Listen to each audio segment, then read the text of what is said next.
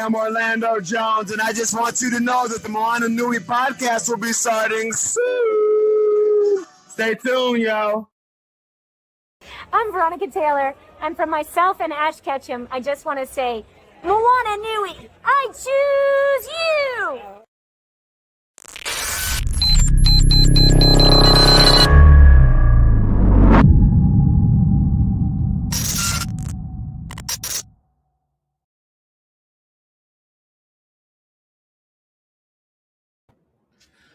Good evening, everyone, and welcome to this month's feature of Moana Nui After Dark presents Geek Speak On Sports. Before we get started and I bring in my other panelists for the evening, I do want to remind you all that folks in Maui still undergoing the aftermath of the devastating fires earlier this year. So if you would like to give or donate, please scan that QR code down there in the corner. It takes you to links to where you can donate money, services, whatever goods they may need. With that being said, I will go ahead and bring in my esteemed colleague for the evening. Furious, how are you doing? I'm actually doing pretty good. I can't complain very much. How about yourself, good sir?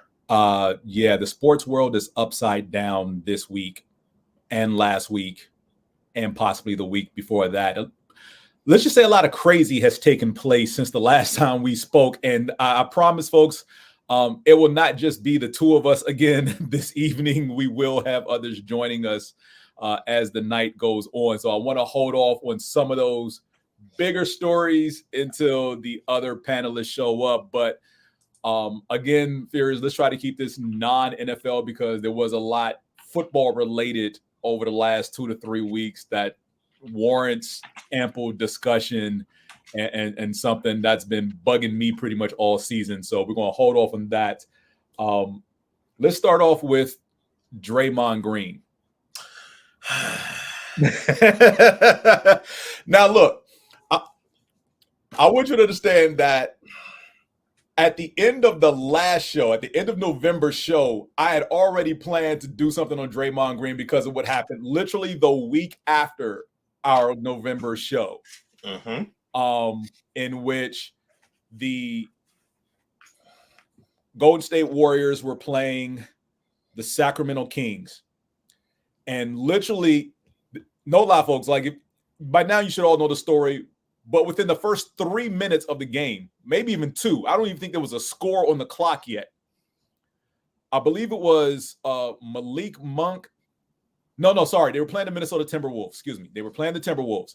One of the guards for Minnesota and Klay Thompson get into it. Klay's jersey is literally ripped off of him a la Earl Campbell, 1970, blah, blah, blah. Like, go look at the footage. That's literally what happened. Now, the referees and other players were already in the process of separating these two. And they were pretty much separated. All 3 refs were in between Klay Thompson and the player from Minnesota. I'm sorry, I'm blanking on his name, but obviously he's not a big enough name to remember at this point. Rudy Gobert. Rudy Gobert, who was pretty much far away from the action, runs over, claims that he was trying to break it up. But if you pay attention to the video, you don't even have to slow it down. When Rudy gets there, he legit puts his hands around Klay's neck. This is not, it looked like he did it. He could have done it. His hands just seemed to appear to be there. No, he put his hands on Klay's neck. And Draymond Green, being the goon / enforcer that he is, ran over and put Rudy Gobert in a headlock a la WWE. I mean, he did his job. He did do his job. Needless to say that Draymond was thrown out of the game, served a 5-game suspension. Rudy, I believe, was also thrown out of the game as well. And Klay was thrown out of the game as well. The player that Klay got in the altercation with, strangely enough, was not ejected from the game, even though this dude literally tore off Klay's jersey. So, yeah, that caused the uproar, especially with those who don't usually watch sports in general, let alone the NBA, and, you know, went to town on Draymond Green about him being a thug and how is this allowed in the NBA and all this other stuff. And to that, I say, if you've played sports on any level, somebody on your team is going to be the enforcer / goon. In this case, it happens to be Draymond Green. And sticking solely with the NBA, if you believe that this is the first time this has happened, then you are definitely under the age of 30. My all-time favorite, my all-time favorite is a tie. Between? Latrell Sprewell. Well, that wasn't goonish behavior. Well, choking your coach, let's put it this way. He had a right to choke PJ Carlesimo. That wasn't goonish behavior. So I won't necessarily say goonish behavior, but just NBA fisticuffs, scrums would be a tie between Sprewell and Kareem. But Sprewell's was in practice. That wasn't during the course of a game. True, but it was still an NBA event. It was. And then you go back to Kareem, and who he broke somebody's face. Who was it? I can't think of the guy's name. Probably somebody on the Celtics. Yeah, it was. Probably somebody on the Celtics, because you say Kareem, you think Lakers, and their rivalry with the Celtics, they got in fights. And let's be real. Those Lakers, so let's just go backwards here from today in the past. The last 10 to 20 years, there probably haven't been many goons in the NBA. Kent Benson. But if you look at the 90s, when the Bulls dominated, literally everybody on the front line was a goon for Michael Jordan's Bulls. Yeah. I don't care if it was Dennis Rodman, Horace Grant, Bill Cartwright, Luke Wennington. Well, Luke, but if you're Bill Wennington, Luke Longley. Those were the goons. If you're going to talk about Rodman, then we have to talk about Rodman in his Detroit Pistons bad boy days first. I was going there next. Sorry. Because before the Bulls, you had the Detroit Pistons, and literally everybody not named Isaiah Thomas and Joe Dumars was a goon. Yeah. This is not hyperbole. Ask John Sally.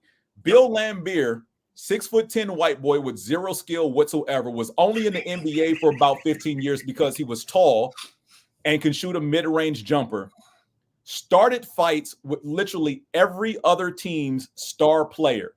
Yeah. There are people to this day who had rivalries with Detroit, whether it's the Knicks, the Celtics, the Bulls, the Sixers. These are people who would pretty much break Laimbeer's jaw on sight. Yeah. Like, and this is to this day, these guys are like 60 plus years old, most of them. And on sight, they would not hesitate to punch Laimbeer in the jaw and break it. So literally everybody on the Bad Boys Pistons, not named Isaiah Thomas and Joe Dumars, was a goon.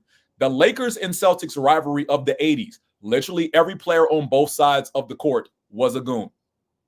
You're not going to convince me otherwise. Try to find a Lakers-Celtics game from the 80s outside of the finals where they met like 5 times. That was not a fight. Fair. So goons have existed in the NBA. Now, that was then almost 4 weeks ago. What happened this week with Draymond Green was completely and utterly inexcusable. Oh my goodness. I saw the video. I still can't believe this is what, like, of course he got ejected. Yes, he's going to get suspended. The only question is how many games, because the last suspension was 5 games. So this I can tell you, I can tell you right now, according to ESPN, indefinitely. Sounds about right. Indefinitely. Warriors forward Draymond Green has been suspended indefinitely by the NBA for striking Suns center Jusuf Nurkic. Yes. Jusuf Nurkic in the face. Mm-hmm. He will be required to meet certain league and team conditions before he returns to play. And the byline on this, to make sure I give credit to the proper person, according to an article by Kendra Andrews from ESPN. Yep. Sounds about right. Because there's no way you can excuse that. No. Absolutely none. And did you hear his excuse in No. in the video when they interviewed him? He said he was trying to sell the call and that he wanted to formally apologize for what he did.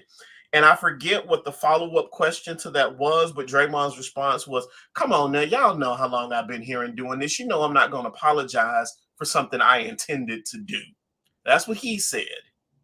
So you were trying to sell, you intended to do it. Yeah, and this is why it's indefinite this time. Yeah. Now, look, granted, yes, Draymond has a history. Yep. It's not a good history. And at the times that I look, when you screw up so many times, you actually do the right thing or you're actually in the right, it still doesn't look good. Nope. Because look at the playoffs last year when they played the Suns. Who was it? Sabonis. They're going for a rebound. Sabonis falls on the floor. And for no reason whatsoever, Sabonis reaches out and grabs Draymond's leg as he's trying to run up the court. Yep, I remember that. So he's trying to run up the court. His leg is grabbed. Where's his leg supposed to come down? What is he supposed to fall flat on his face, twist his ankle or his knee? So yeah, his foot came down on the chest of Sabonis because there literally was no other place for his foot to land. Yeah, no, to me, that one's on Sabonis. So, and it's things like that when Draymond is innocent that make it doesn't help because of what the optics are. Someone is going to hurt. I don't know, Nakia. I think he is the somebody that's going to hurt somebody else. That part. Because so with this, because yeah, he's going to be the one that's going to hurt somebody. I don't see very many players in the NBA. Mm-hmm. Not that they can't stand up to Draymond, but I don't think they will because that's not their role. Right. Like, to me, this is something that if Kevin Garnett were still playing in the league, I think Kevin Garnett might try Draymond, but I think that's only because he's taller. Because Kevin Garnett has a history of trying people smaller than him. But you let somebody his size and he's all Mr. Oh, excuse me, I'm sorry. Let me back away. But because he's a little bit bigger than Draymond, I think Kevin Garnett might try him. DeAndre Jordan might. Well, DeAndre Jordan is still in the league. So DeAndre Jordan might. I'm trying to think of who else would be the goons I think would try Draymond right now. Well, too bad Ben Wallace isn't still active. Or Rasheed Wallace. So I'm glad you brought up Rasheed. But before I get to Rasheed Wallace, who's the dude that Shannon Sharp was about to lay hands on that plays for Memphis? Oh, Ja Morant? No, not him. The dude who was trying to protect Ja Morant. I think he's a European basketball player. I don't know very much about him. Oh, Adams. Yeah, Adams might be somebody who would try Draymond, but I don't know if Adams has got it in him to really do it. But you bringing up Rasheed Wallace. Wallace.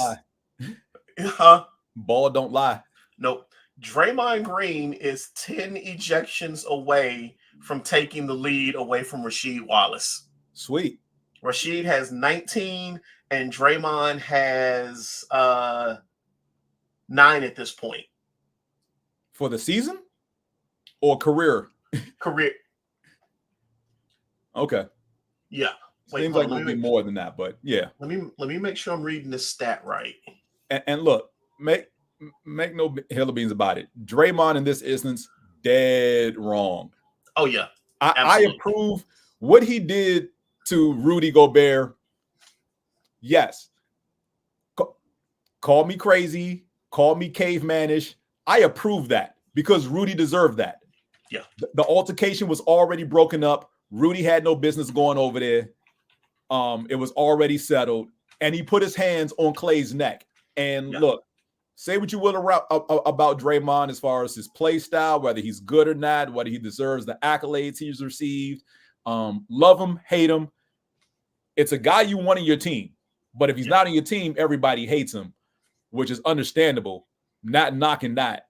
But what you're not going to do is put your hands on Clay and Steph. Right. Yeah. That's the offense right there. You ain't touching them. So if they got to scrap or they feel they have to scrap and he jumps in the way and yokes up the other dude in a chokehold like Bruno Sammartino, then so be it. That's what you get for that's your fault for stepping to Clay and Steph. Now, with him not on the court for the indefinite future, most likely the rest of the season. Yeah. Regular season, that is. More teams might try them. Who knows? Because there's no one else on that team. And look, Draymond, as awful as the play this week was, Draymond brings a level of intensity and physicalness to the Warriors game that without him, they don't have. And granted, they're 3 games under 500 currently. They're 10-13. It is early in the season. I'm halfway paying attention to it because it's not yet February, but is he their Meta World Peace? Pretty much. The only difference is Meta World Peace gotten, the big brawl in Detroit that we like to not talk about, and he's done his best to behave ever since. Yeah. And I got the correct stat. He's been ejected from 19 games, which is most of any active player and second most all time behind Rasheed Wallace, who has 27. Gotcha. Yeah. So I'm not condoning Draymond's behavior as far as this week. I'm just not. I can't. No. That, like, I open up IG one morning and I see the play and I'm just like, that's pretty much his season. And indefinitely might as well be the season. Yeah. Now, the thing that I wonder, though, is so let's just assume he's suspended for the rest of the season. Mm-hmm. Suppose the Warriors end up in the playoffs. That's a big suppose because they're last in their division right now. Do you think the league would extend the suspension into the playoffs to send a message? Yes. Okay. Yes, absolutely. Yes. Because that big brawl between Detroit and Indiana a decade ago, all the players who were involved in that, who went to the stands, who fought fans on the floor, all of those fans were suspended because I think that was a game that was towards the end of the regular season. Yep. That suspension for all those players carried into the playoffs, in which both teams respectively lost in the first round. Yeah. And then carried over into the beginning of the next season. So I think it was something like 6 players, roughly 3 on each squad, I think suspended for like at least a dozen games. Of course, Meta World Peace got the longest suspension because he went into the stands to look for the fan who threw the drink at him. The only good thing from that is the 2 idiots. So the one who threw the drink, Detroit security ended up finding him on replay, banned him for life from coming to any arena. He tried to sue the Pistons organization, lost. Yep. If you recall, as they were trying to get everybody off the floor, a fan comes onto the court and slides, trying to do something to Jermaine O'Neal, in which Jermaine O'Neal hits him while this dude is falling down. Like the timing is like something out of an anime, to be perfectly honest. Because what this dude slipped on, have no idea. He was a little overzealous. We don't know why he was running the court, but he too also tried to sue the league and Jermaine O'Neal and lost that as well. I kind of feel bad for the dude that Meta World Peace found in the stands. Yeah, because that wasn't the guy. He didn't do anything. He wasn't the guy. It was the guy behind him, unfortunately. And I mean, look, you're enraged at that point, and you're looking for you're trying in your head to piece together the trajectory of the drink and where it possibly came from. And you got the right area. You just 1 or 2 rows off. The look of fear in that guy's face too. I will never forget that. But speaking of suspensions, the Memphis Grizzlies are currently 6-16. That is 22 games, if my math is correct. 6-16 is 22. That means 3 more games and Ja Morant can play basketball this season. Or start playing basketball this season. He's already missed the start of the season, which honestly, outside of the in-season tournament, has been quite lackluster. Do we think that Ja Morant has learned anything from this current? No, he hasn't. No, he hasn't. No, he hasn't. Ja Morant hasn't learned anything. Ja Morant is somewhere riding around in his car with a gun on the front seat now, being a dumbass. Oh my gosh. And you know what makes the whole thing worse about him and his suspension is that the second video, you can clearly see all of his people are like, put that gun away. And because normally it's the other way around. It's your hangers on and your boys who are getting you in trouble. And now with your boys, it's like, hey man, you the meal ticket.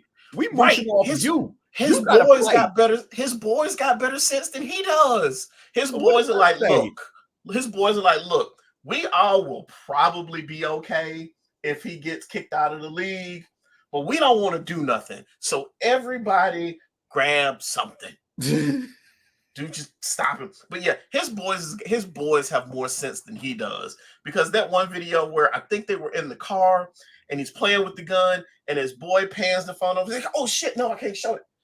Dude, come on.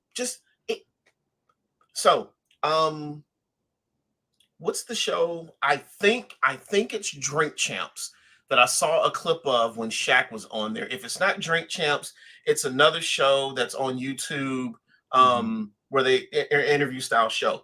And they asked Shaq about drinking. To which Shaq was like, yeah, I drink. I drink at home. You're never going to catch me out in public drinking. You're not going to catch me going to a restaurant drinking and then getting behind the wheel of a car and messing up my mama's money. And it was funny because he went into this spiel about how his dad said, if you mess this up, your mama don't eat. Because they were like, God has chosen, and this is coming from his dad, God has chosen you as the person to get this family out of the bad situation, or the out of the situation that they're in. I won't say bad because I don't remember the specifics of what he said, but it was definitely God chose you to get us out of this situation. And again, that Shaq is I drink at home. So, Ja, if you want to play with your guns, do it at home. But you can access IG from anywhere, even at home. Build something on, because I'm sure you've got a lot of land.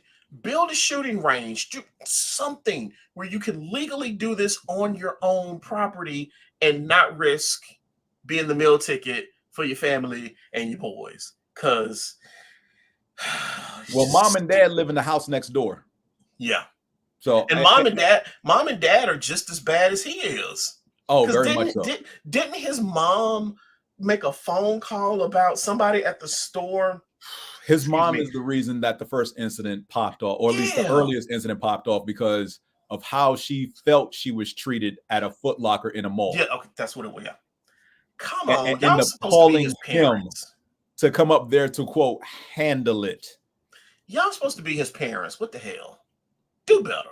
But yeah, and this is not hyperbole. Mom and dad literally live in the house next door. They are his friends, not his parents. And the boy and Ja is what, 25? Yeah. Yeah. Yeah. That's where we're headed. That's where we are headed. What have you got for us this month, story-wise?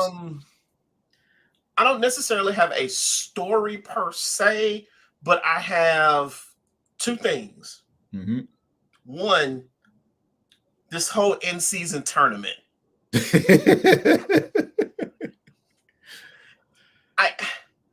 I think I get what the league was trying to do, because again, what is it that you always say about this point in time in the NBA season? Nobody really cares because we're still watching football. So I get it. The NBA is trying to do something to get some of those people who don't care to care. But I don't think the in-season tournament, if you were going to get people to care, the in-season tournament needed to mean something. It did, to the players who made it to the quarterfinals, semifinals, and finals, because they got extra money. Okay, fine. You got the extra money. To me, make it mean something. But notice I said to the players. Right. Because, I mean, were arenas still filled? Yes. Were people watching from home?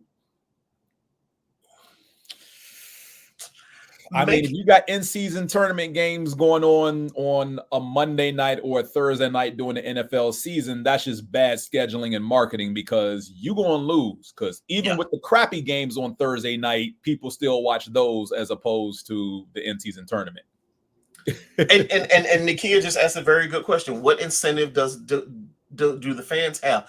I don't know. I couldn't see any. The thing I was going to say was, make it mean something tangible. Yes, money is tangible. Extra money is always a wonderful thing to have, but make it mean something like, I don't know, if you win the in-season tournament, maybe that helps your standings as we get closer to the playoffs, and it factored. But make it mean something. Don't just, oh, here's some extra money. But again, extra money is nice. I'm never going to turn down extra money, but make it mean something. Make it actually be important, other than we need to get more eyes watching the NBA during this time of the NFL season. Yeah. It didn't mean anything. And as far as your comment to standings, the Lakers, who won the in-season tournament, they're currently 6th in the West overall in the entire conference. They are 14-10, and the team they beat, the Indiana Pacers, are currently 5th in the East, 13-8 record currently. So, I mean, yeah, Milwaukee made it to the quarterfinals. Boston didn't even make the quarterfinals of the tournament. They have the best record in the East. The Denver Nuggets, the reigning defending NBA champions, didn't even make the playoff of the in-season tournament. The T-Wolves lost the first game of the in-season tournament. They have the best record in the West. So nobody cares. It doesn't mean anything. Let's put it this way. It's not even indicative of who makes the playoffs or where they'll be seated, because you're talking about one game. And the NBA is a league in which, when you play singles, solitary, isolated games and not a series, anybody could win on any given night, because you never know who's in uniform, who's not in uniform, who's healthy, who's not healthy. Right. So the Lakers, it could be for charity. Exactly. Each team is playing. Each team could be playing for a charity that will get, some huge donation. Make it mean something, because then I'll care. But as it stands right now, it's extra money for the players.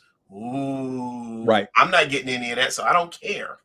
I mean, does the in-season tournament winner get a guaranteed playoff spot? Is that what we're doing? I mean, like you said, for us as the fans, there literally is no incentive whatsoever. And if you make it, hey, Joy. Hey, what's happening? Not much. How you doing?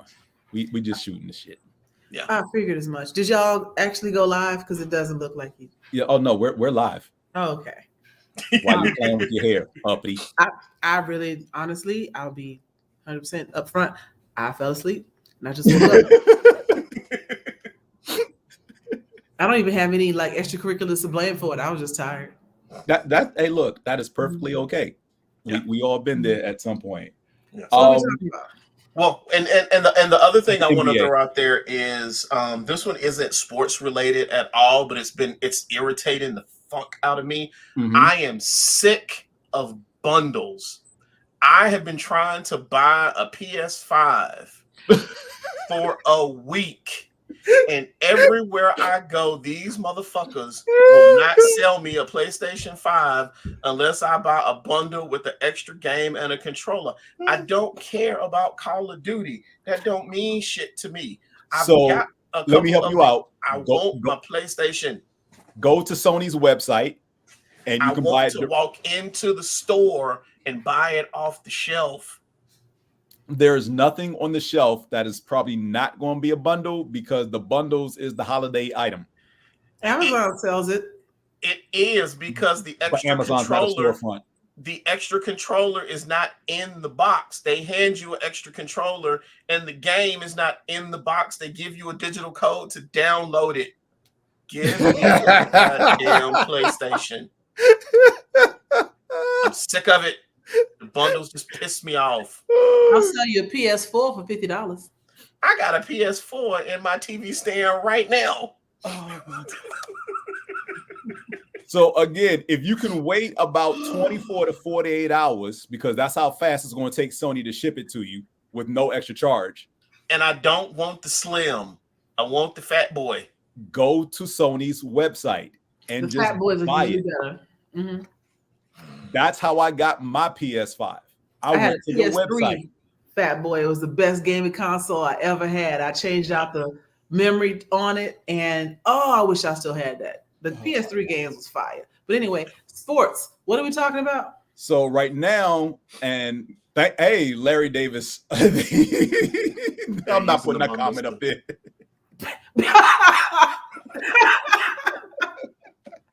One time for the Beanie Babies. Yeah. Oh my! For those of you who are too young to know what a Beanie Baby is, look that shit up on YouTube. Right. So, before we get to the NFL, I want to delve into college and the fiasco that took place roughly 2 weeks ago now. If you are a UGA fan, stop at this point, fast forward about 10, 15 minutes or so, and maybe we'll be done talking about it. I make no promises. The college football playoff has been set by the committee. The 4 teams in the playoff are Michigan, University of Washington Huskies, Texas Longhorns, and the Alabama Crimson Tide. Thank you. Just in time for a big one. What up, girl? So the hoopla of the college football playoff is not so much who made it, it's who was left out. And on the outside looking in is a 13-0 undefeated ACC champion Florida State Seminoles. Larry Davis has it right. That was a bullshit. Yeah. It was. And I'm not denying that it was bull. But and then there's Nakia with what fiasco? This fiasco, Nakia, this fiasco. So I talk to my mom at least 2 to 3 times a week about football in general, whether it's the NFL or NCAA. And as this season was going on, getting towards the end, and we were left with 4 undefeated teams at the time Georgia was undefeated, she asked me, who do I think is going to make the playoff? I said, if Alabama somehow wins against Georgia, Florida State is getting screwed. There's no ifs, ands, or buts about that. They're going to be left out. And she said, why? They're undefeated. And what if they win their conference title? I said, so what?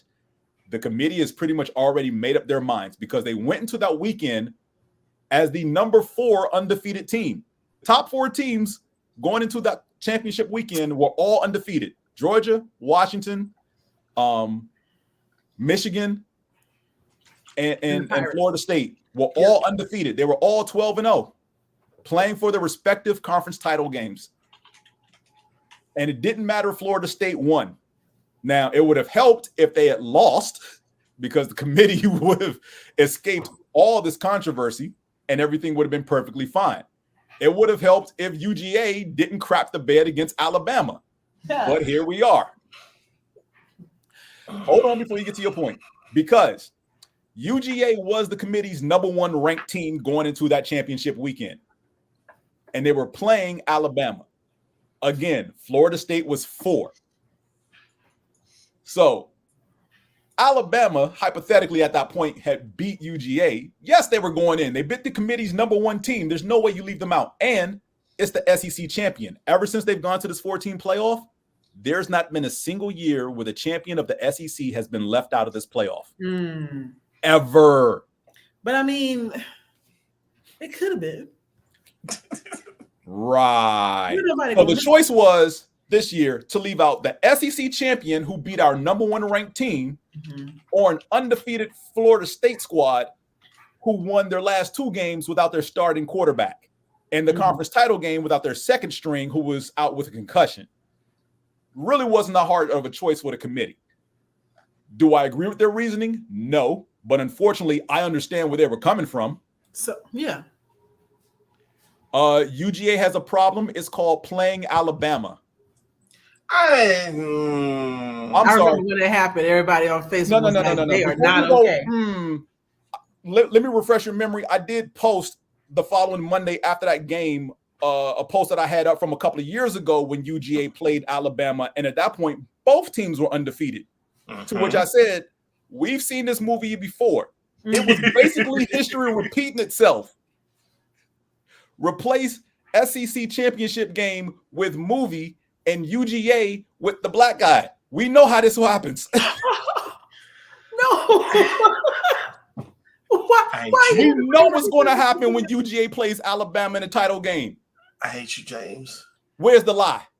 I hate you. Not about that. But no, my only issue is before Alabama beat UGA for the SEC championship this year, Alabama was I forget what Alabama hadn't lost a game in 2 years? No, UGA hadn't. I'm sorry. Yeah, I'm sorry. UGA hadn't lost a game. They won their last 29 straight games. Yes, right. Because guess who the last team they lost to was? I know, but what I'm getting at though is I question whether or not that loss should have dropped them as low as it did. It had to drop them out. But why? Of the top 4. Why? Why? Where? You have an undefeated Michigan team, which granted, their schedule was crap and soft, but they were undefeated. They play in the Big Ten, which is probably the second best conference in the country. Does nobody take into account any more strength of schedule? It did take into account strength of schedule. Yeah. And Alabama's strength of schedule was actually better than Florida State's. Well, no, I'm talking about Michigan at this point. Michigan was undefeated of a Power 5 conference. I trust me, I know the words that just came out of my mouth because so was Florida State. Okay. But does anybody remember what the score of last year's championship game was and who played in it? No, I do not remember the score. It was UGA versus TCU, and the score was 63-10. 63-10. Okay. Damn. Right. They're playing basketball and volleyball up in that piece. So the committee, being as scared as it was, that's fine. The committee, fearful of that, because the average score of the semifinal games, not the championship, but the semifinal games since they've done this whole BCS has been 40-20. The semifinals have been mostly blowouts since they've gone to this 14 playoffs.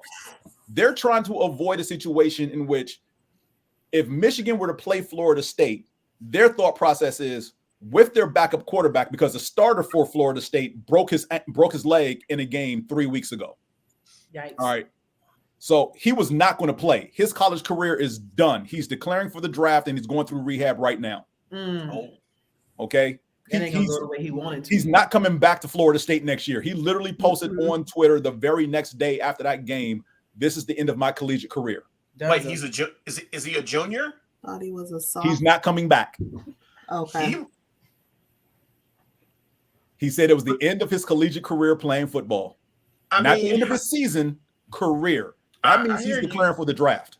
No, I'm just trying to remember, was Tua injured when he declared for the draft? I don't remember. Okay. Yes. Okay. Tua was hurt because he had that hip injury. Yeah. Okay. Mm-hmm. So I mean, we see at least one example where you can still come back and ball out.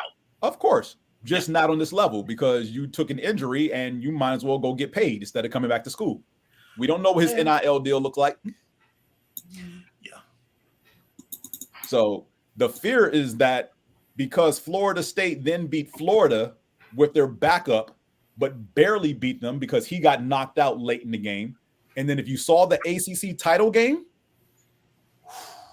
let's just say now I know what football in the 1920s looked like. The forward pass in this game looked like it looked like something neither offense was familiar with. Wow. Because the Florida State defense was destroying Louisville. Like, there was always a defender in the face of the Louisville quarterback at the snap, unless it was a run play. On the flip side, Florida State had to start a freshman because that was the only dude left on the roster who could play. They had to start a freshman quarterback. You're a freshman. Your first game is the ACC title game? I mean, you got to start somewhere. He was not prepared because he looked like a deer in the headlights. Because while he had all day to throw, he looked confused. He probably was frightened. I just wanted to study for my and feared for his life. I just want to go to school. All of the above. I just want to go to school. Put that po' boy out there like that. But yeah, that's how, and look, they won. I believe the final score was something like 16-6 or something like that. They only won by 10 points. Yeah. But it was ugly. Yeah. Ugly. And aren't they supposed to be expanding next year? So I'm glad you brought that up. They were supposed to be a 12-team playoff this year. I thought it was always next year. No. It was supposed to be this year. Yeah, okay. So my question is, when are they ever going to get a definitive bowl, like Sweet 16 type strategy where we can say this team is actually the best? Because it's always down to a few here and there. Next year. Well, and the fact that we have to get away from a committee. As long as there's a committee making the decision, to me, there's always going to be a certain amount of, I question the decision that you made. Absolutely. Here's the thing. But if you had half a brain when this college playoff format started with the 4 teams, it never made sense from day one, because how are you going to have a 4-team playoff with 5 power conferences? That part. It's always been a money grab. Like, of course it is. Why take out a team when you can have people spend or pay money to watch them play? And then, logic be damned. We making this loop. So yeah, absolutely. Now, somebody walk me through what exactly is supposed to happen next year, because like Furious said, the strength of the schedule. Because if you play in Crescent City, Barton in school 2-3 weeks. Did she say Crescent City, Barton? Yes. It is very populous in New Orleans natives. I'm saying, all joking aside, too late. I'm not joking about what what I mean. Do they have bars on? Do they have bars on campus? Oh, you know what? I don't know. They just used to always show the commercial, the man throwing a drink in a cup, and it just looks so fancy. If you was, I'm just saying, if the team was serving drinks to the opposite teams, players on the sideline, then I'm all for it. Oh, wait. Oh my God. Crescent City School of Gaming and Bartending. I'm so very sorry. Please don't nobody who graduated from this and be highly offended. Yeah, I remember that commercial growing up. I'm just saying that is the mascot, I assume. Oh my God. Some of these games, even I hate to say it with the HBCUs, it's like, come on, we know how this is going to end. Yeah, Morehouse gonna lose. Right. So whoever's playing Morehouse lost to Morehouse. I didn't stutter. Okay. I did not stutter. Do you see me denying that? My school has won 2 games in one game over each of the last 2 years. Didn't they lose to Redan High School? Probably. The only team we beat each of the last 2 years was Clark Atlanta University. That's it. We beat Clark this year. We beat Clark last year. Back-to-back 1-9 seasons. Wow. 1-9. Yes. Clark Atlanta University, the only school we can beat right now. Okay. I bet you don't And want to go foolishly against enough, they Crescent scheduled City, Howard though. at the beginning of Crescent the City year. getting that ass. Oh, you know what? That could Wow. be like a new matchup, like a mini classic. You got the Saints and the Falcons, and then you got Crescent City and Morehouse. I'm here for it. I'm here. And For yeah, it. Girl, ain't and nobody we playing probably on find that a way to team. They lose that serving too. drinks. We serving beverages, all the drinks, getting the All- audience loaded. all the drinks. Well, I mean, hell, Yes. depending on how bad the Falcons are looking, they'll be over on the sideline drinking too. Right? I mean, I might need a drink. That's I mean, what, I that's love- what we go to homecoming for anyway. I Pretty mean, I much. love my team and all, but we ain't looking too good right now. You may as well get them drunk. Now, Qiana, to your point, as far as the expansion of the playoffs, Yes. like I said, it was supposed to happen this year, but This the year, commissioners, okay. the commissioners of the Big 10, ACC, and SEC, and the Big 12 all voted against it for this year. Right. So that's why there's no 12 team this year. Notice I said the commissioner of the ACC voted against it, because if it was a 12 team playoff this year, Florida State would be in it. We in it. Mhm. UGA fans would be happy because they too would be in it, because they feel this is the only game we lost. We should be there. You lost your conference title game. You ain't going. Wow. Mhm. So next year, the way it's supposed to play out is the top 4 teams get a bye. The bottom 8 teams play each other. Those winners then play the top 4 for Okay. quarterfinals, and then we'll have semis and Semi and Why then don't they just do it like state by state, and then the top 2 in each state duke it out, and then we go Sweet 16 from there, 50 to Because- 25, and somebody gets a bye, and so on and so forth. there are too many schools per state to do that. But they all playing anyway. So Well, the beauty of it is, as we discussed earlier in this season, back in September or so, there won't be 5 power conferences going forward. There'll only be Right. 4, because there is no more Pac-12. Pac-12. oh yeah. Done.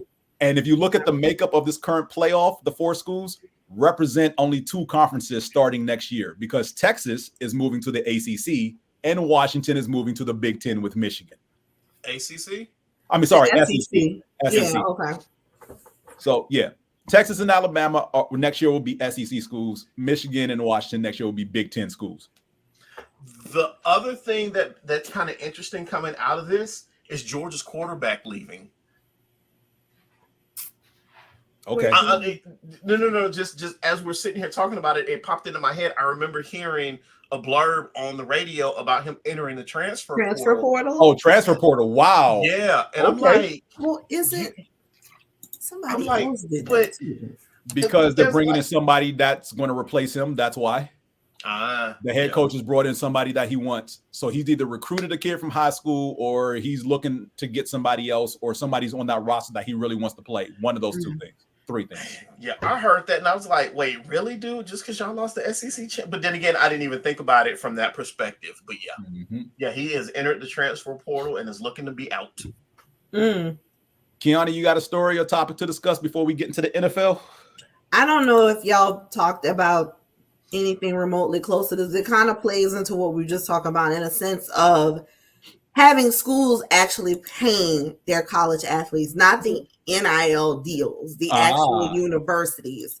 So I read an article in regards to the NCAA is pushing new rules that would allow schools to directly pay college athletes for the first time.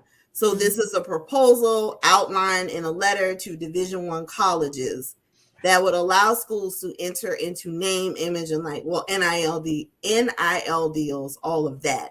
But they're saying, no, the schools need to directly pay now. So the proposal suggests the money would have to be distributed within the framework of Title IX, equally between men and women.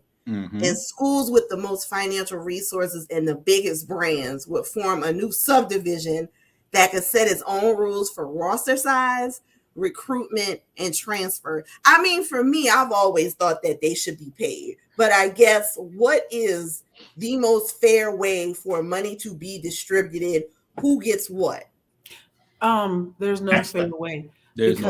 There's always going to be subjective judgment on this person is worth more than that person. Well, this person would be worth more if they were at a school in Georgia, but they're in Texas where they big, a little fish in a big pond, and so nobody cares. And so it's going to come down to the same problem we have with private and public schools right now at the high school level, which is the money gets the trophies.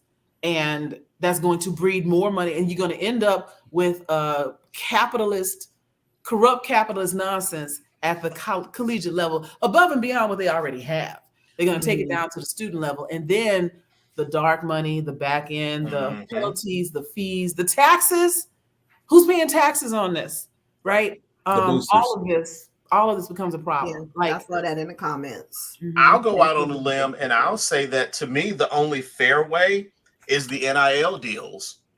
At this point. To me, that's I will say this: the NIL has been working to the dismay of several coaches in college football, primarily, in that they're just upset because people in the vicinity of a particular school are willing to pay top recruits to come to the school in the area. So I mean, I don't see the problem with that. I don't have a problem with it either, because I've seen several of the ads when you have the entire offensive line, because their names line up to spell or make a sentence about how good the meat is at a rib shack. So to me, the NIL deals, that's the fair way to do it, because if I've got a local business and I want to hire somebody to be like the spokesperson for my local business. Yeah.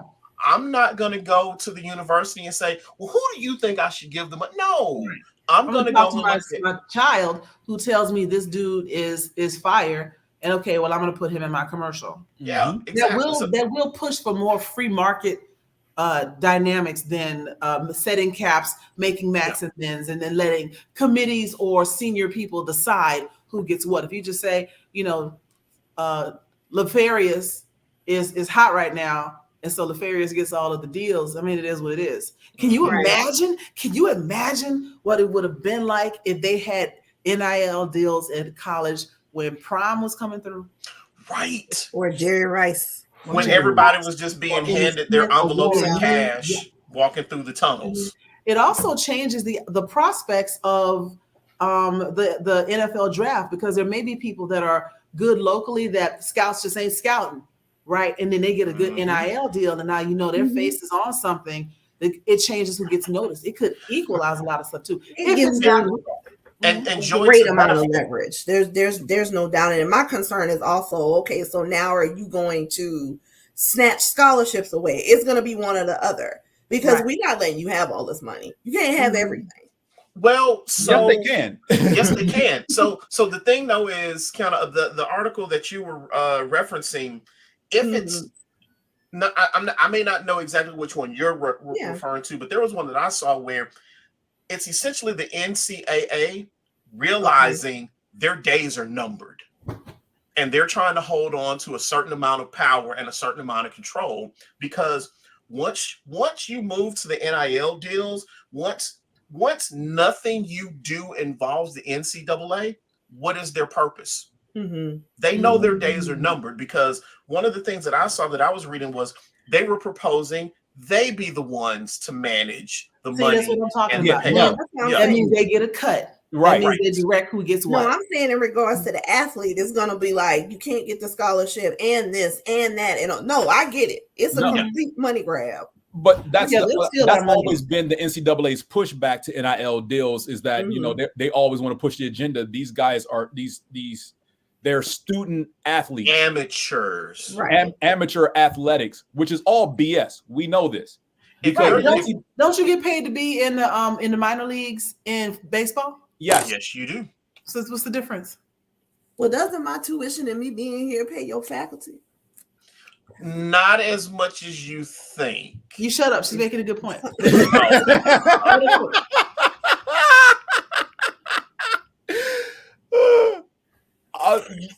I understand where you're coming from, Qiana, but the NCAA, again, they don't want anything in play that ruins their governorship, because their thing is that these students can't get paid because they're on scholarship. That's their pay. Okay, but not every athlete on a team is on scholarship. Right. It doesn't matter what scholarship. Yeah. And to me, that's always been a stupid rule, because if I am a student on scholarship that's not an athlete, I can still get a job and work on campus. Exactly. Right. Who's to say the NIL deal isn't just a glorified campus job? Right. That pays well.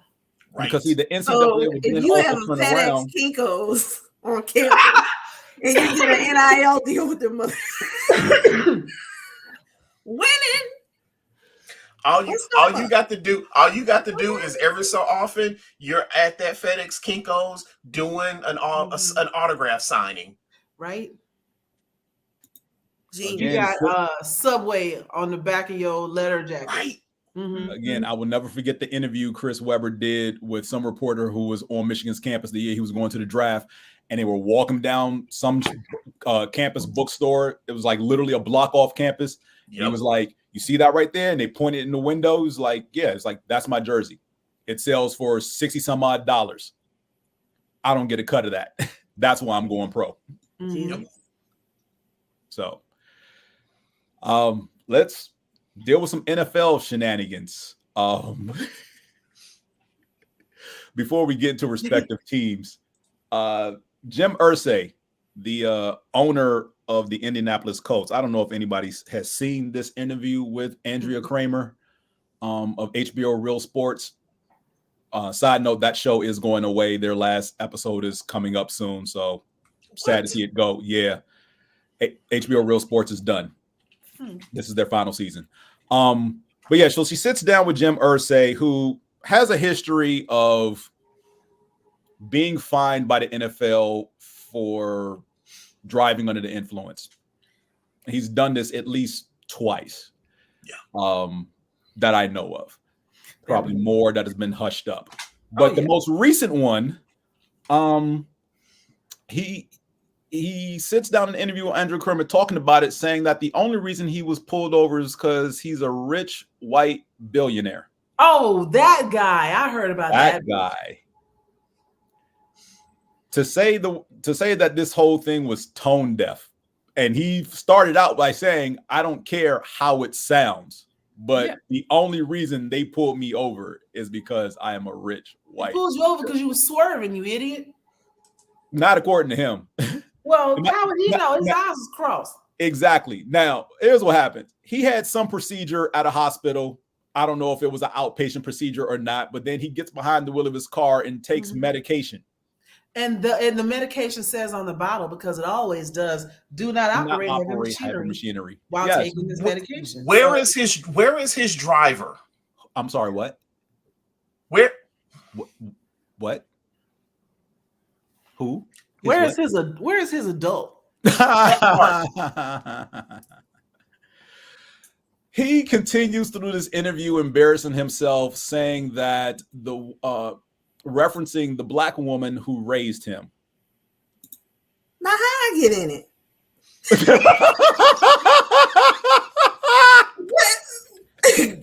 You over here feeling like Nene Leakes. What is my name? And it gets worse.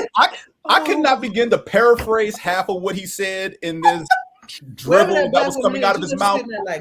But he basically described the black woman that raised him. The words that he used, let's put it this way. If you listen to it, it sounds like he's describing a mammy. Well, because he is. He absolutely. I'm not saying that she was. I'm saying that is how he saw her. He saw her. Pretty much. Yep.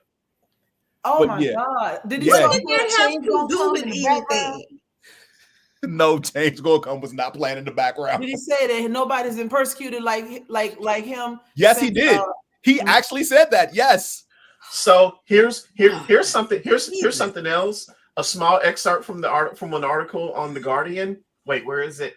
Authorities discovered various prescription drugs in Irsay's vehicle, along with more than $29,000 in cash. Oh, because you got to buy kilos by the suitcase, son. No. It gets better, because here's why he had the cash. According to him, in said interview, it's not uncommon for me to drive around and give away cash to the homeless that I see on the street. That's why I had all that cash in the car. I'm gonna need a witness. I'm gonna need a homeless and be like, yeah, he broke me off a couple G's. I need that guy. I quit. We need somebody on the ground. We need boots on the ground immediately. Boots on the damn ground for that. Oh gosh. Oh, yes, he said that. I quit. Back, come back. Come back. Hey, come back. We're gonna talk about the Falcons at some point. It's one of my favorite quotes from Friday. Hey, come back.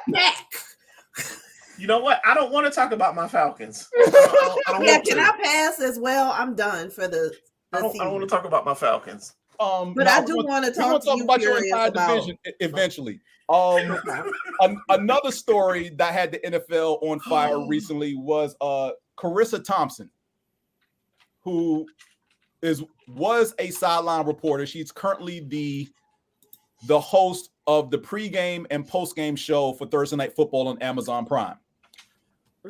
She was heard on a podcast within the last month or so, stating that when she used to work the sidelines, because of the way coaches would dismiss her, that she would often make up reports coming out of the half for the broadcast.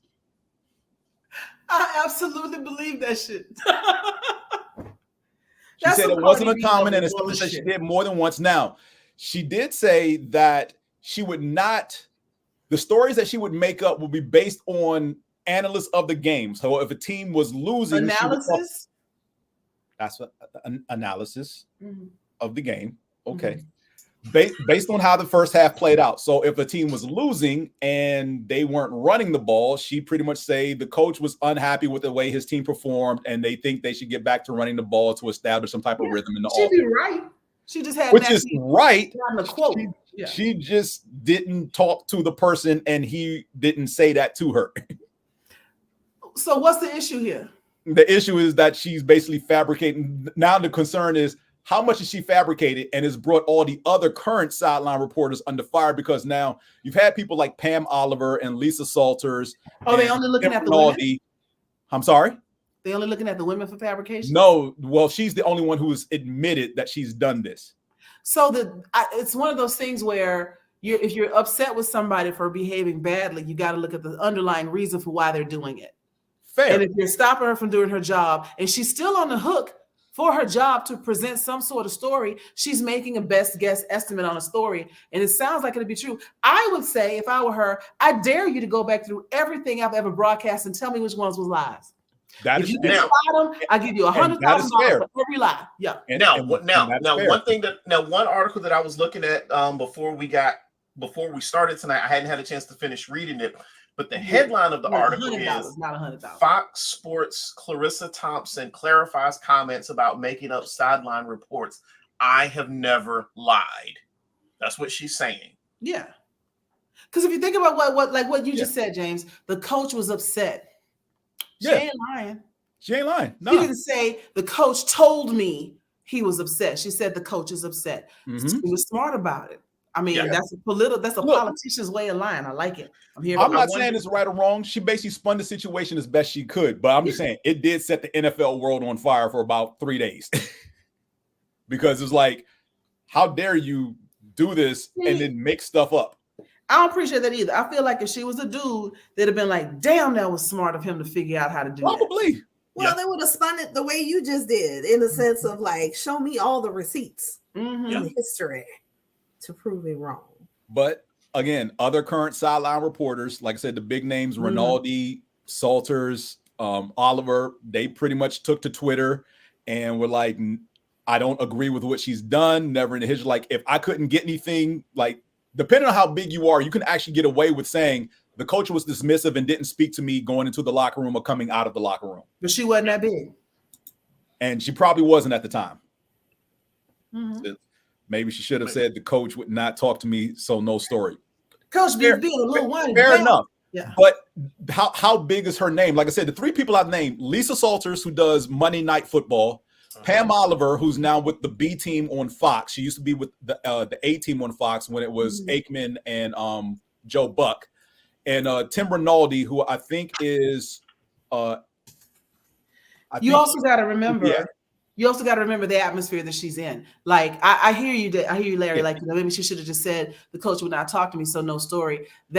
It's easy to say, but in her situation, I'm trying to put myself in her mindset when this first started happening.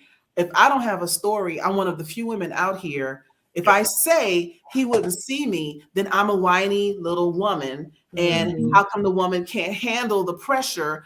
And then we hired a woman to do this and they can't even get the job done. So it hurts women in that career all the way across. Y'all know how they do Black people in corporate spaces. The same thing happens to women. We gave you a chance. The chance was rigged.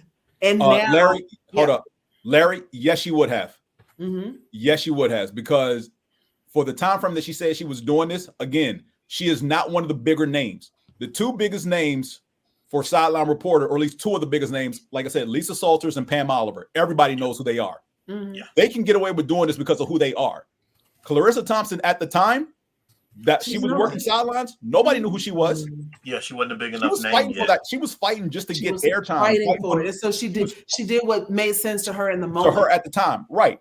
Now, again, I'm not condoning or condemning or saying that she did the right thing. She did what she had to do.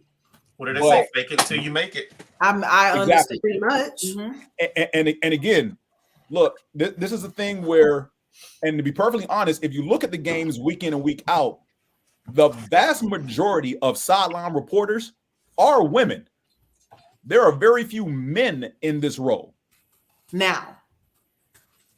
No, actually, it's been, well, I would say now, but I think for the last 20 years or so, it's been mostly women. So 20 years is now. I know 20 years is still now. I get it. But sideline reporting has also been a more recent thing as well. Yeah. Like, and you're again, not going it's one of those things where, like, you know how the HR leader at every company is a woman. They kind of create these roles where we'll put you over here.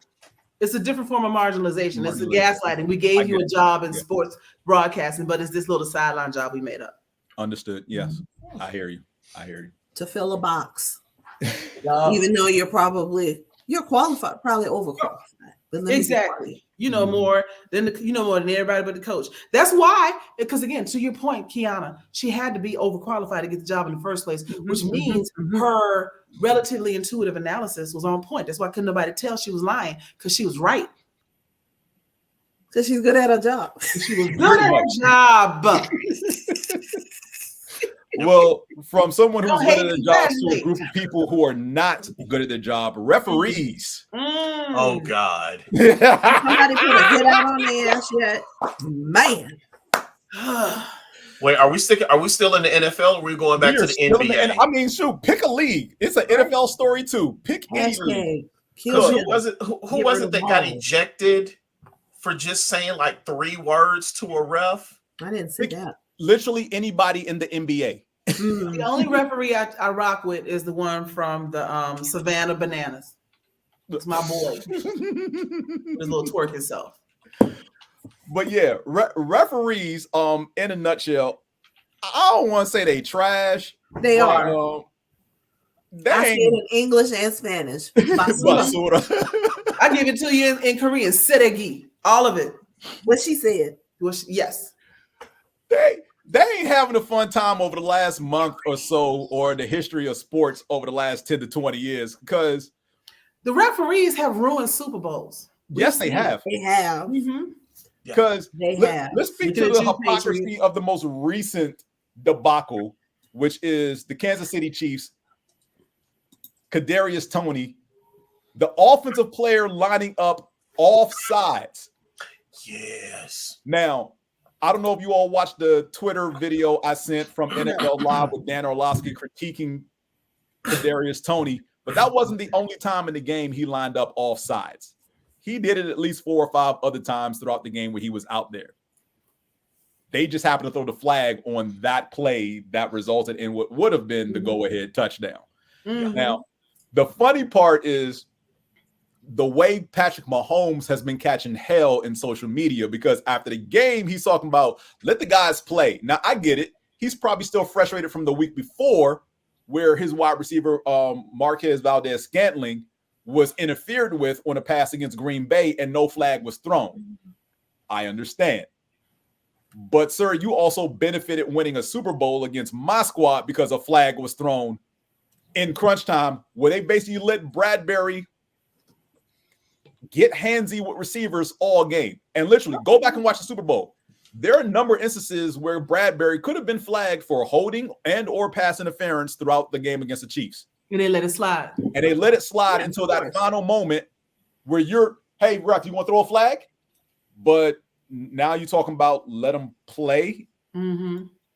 Indeed, Larry, get over it. But officials, look, the only thing we as fans ask for from officials is really it's two things: transparency and consistency. Now, and to just go away. Well, we need them because otherwise, who's enforcing the rules? Do we need them? I'm sure with sensors and technology, we can probably replace half of them. You know, get the AI in there. Yo. So I've often said this for football, particularly, there needs to be an additional referee in the skybox to correct them because just because they're on the field doesn't mean they catch everything. And yes, I know somebody in the skybox who has access to instant replay can see things better than the guys on the field. But there are some things that they're just flat out missing and not calling. Yep. Or just ignoring. Furious, I know you don't want to hear this, and Qiana, this is going to be painful. Rams Saints NFC Championship. I said I'm sorry. But if ever there was an egregious, I knew she was going to do that. Short version, defensive back for the LA Rams literally blows up Saints wide receiver with the ball in the area, and the referees are looking at each other like, are you going to throw the flag? Are you going to throw the flag? No. Okay, so there's no penalty. And the Rams went on to the Super Bowl, lost to the Patriots. Mm-hmm. So Furious has been on the wrong end of one. Falcons, 49ers. Tony Gonzalez was held in the end zone. Mm-hmm. So I'm sorry, I was, they were talking about how the people be throwing the fist in the air. I hit. Yeah. You triggered. Again, I get it. I understand. I mean, hell, we were on the wrong end of one playing the Saints. Qiana doesn't know what you're talking about. I'm sure she doesn't. I'm coming. What happened? I'm sorry. that shit was fucked up. I'm sorry. Woo, that was not a good time. I kid y'all not. There's this older white man that used to live 2 doors down from me, and he saw the Saints thing on the back of my car, and he's from New Orleans as well. This old white, he was like, "Ain't that some bullshit?" I'm bad. My apologies. Curious, what happened? I don't remember who the defender was, but there was a pass going to Julio Jones that could have been the touchdown to make the difference in the game. And whoever the Saints cornerback was that was covering him tackled him 2 seconds before the ball got near him. I mean, ain't it what you're supposed to do? No. I know. I'm just being. I feel like that was every Saints Falcons game that Julio Jones ever played in. When didn't that happen? Maybe. Commentary. I control my line. That's what I'm doing. This is to the point. So look, I will say this: in the NBA's defense, they release at the end of every game a 2-minute report of what they got wrong. What they got wrong in the final 2 minutes of the half and the game. That's what the NBA does. Now, does it make it better? No, but at least there's transparency and some accountability. Like we know we messed it up. We're not going back and change the score, but we know we messed this up. And it creates a database to say you keep doing this. Now it's affecting referees' pay, usage, ability to keep doing what they do, etc. So there's at least some long-term accountability. In the NFL, they're just like, I don't know what happened. It just happened. It's happening right now. I don't know what you're talking about. The NFL is worse. What they do is send a memo to each club saying, we're sorry we got this wrong, but don't mention it in public. And how do we know they released that memo? Because the previously mentioned Jim Irsay from about 20 minutes ago, after his Colts got screwed in the game a couple of weeks ago, actually said, the NFL sent me a memo saying, we're sorry we got this call wrong that cost you the game against the Cleveland Browns. Yeah. So we know the NFL sends that out. Yeah. And the clubs are not supposed to divulge that information unless the league itself says, yeah, we acknowledge we screwed up. You know what that's like? Man, if I were an owner, I'd say that shit every time they sent me one. Yup. If I were, man, what you gonna do? Right. Exactly. I am part of your boss. True. I pardon myself. Exactly. Now, another issue with the referees, especially on the NFL level, is that they're not full time. They are part timers. The NBA refs are full time. I think the NBA ref has some full time officials. Oh, okay. But the NFL has 0 full time officials. I didn't even think about full time or part time. I didn't even think about that in regards. And here's the kicker. So here's how you become an NFL referee. For anybody who's curious, because I have looked this up. You become an NFL referee by starting with Youth League / Pop Warner. So they got a minor league just like the rest of us. Oh, no. This is totally separate from the NFL. You have to go through this process because it's the only way you actually have to get recognized and noticed. But you have to start on a Youth League Pop Warner level, then get hired by the local high school conference or divisions or whatever that are in your area. Then hopefully get recognized by the college conference in your area. And then maybe the NFL will spot you and be like, hey, you want to try out? So how is that different from what I just said? I just said that it's a parallel to anybody else trying to get into the NFL. Don't they all start at Pop Warner? They're the players, right? Yeah, but see, here's the thing. There shouldn't be all of that because the rules aren't different from level to level. They're pretty much the same from Pop Warner up through the NFL. Yeah. So they should be able to skip steps. The only difference is the speed of the game. Which to me, that's why you need to go through the ranks. Because remember, James, think about when the NFL refs were on strike. The ranks aren't governed by the NFL. They just may look at you from time to time and say, oh, that referee there from that college game, we'll give him a tryout. It's random. Like, unless you know somebody who's currently an NFL referee, there's no straight direct path. Like, I want to talk to the NFL about becoming a referee. That doesn't exist. And if you don't get noticed, a referee, I'm feeling a lot of energy about this discussion from you. No, what I'm saying is there is like, unless you know somebody or unless you get noticed, you can't just, I want to be an NFL referee, fill out a questionnaire, a test or whatever, and become an NFL referee. That's not the process. And like you said, Figures, yes, when the referees go on strike, they pull from the college ranks. Yeah. They've always done that. The last 2 times there was threat of a lockout by the referees, they pull college referees in to officiate NFL games. Yes. And it's been a disaster every single time. And refs make on average $200,000 a year. So even for it to not be a full-time job, that's a nice little chunk of change for a part-time job. They make $200,000 US dollars for a part-time job. On average, yes. Do the groupies know this? And misinformed. Attention, all. Come to the dance floor. Y'all fucking up. You can change your strategy. $200,000 a year part-time? Yes. I know they made good money, but damn. Now, what, 18, 19 weeks worth of work, assuming you don't officiate the playoffs? Yeah, because of the playoffs. Wow. And here's the kicker. So unlike the NBA, in the NBA, whoever your crew is your crew all the way through the playoffs. Yeah. In the NFL, you're with your crew only for the regular season. Right. Based on how well you performed, you were then chosen for the playoffs. Exactly. Which is why playoff games tend to be such crap shows when it comes to officiating, because the crew you're watching is the first time they're working together. Which to me, you would think, and I know this doesn't necessarily make a lot of sense, but in my head it kind of does. You would think, since these are allegedly the best we've had this year, they would do a better job. You would think. Yeah. Why would they? Why would they? Because they are they have performed, or they're the cream of the crop for this particular season. So to me, you should perform better. But then again, I guess you could say the same thing about the teams playing in the playoffs. Okay, maybe. Okay. Yeah. Now again, that on average Qiana reference. So you know how you're watching the game on ESPN or CBS or Fox, and they the broadcast will cut to the in-house replay official that they have, who's always a former head of officiating. Yeah. Of course. Because the last 4 or 5 work for one of the networks.